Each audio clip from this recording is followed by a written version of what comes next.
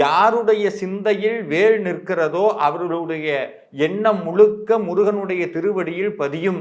யாருடைய எண்ணம் முழுக்க முருகனுடைய திருவடியில் பதிகிறதோ அவர்களுடைய வாழ்க்கை மாறும்.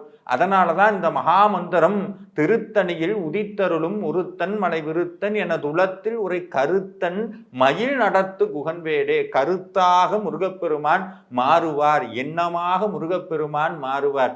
முருகனுடைய எண்ணத்திற்கு தகுந்தது போல மாறும் அப்படிங்கிறது தான் இந்த மகாமந்திரம் சொல்லுகிறது.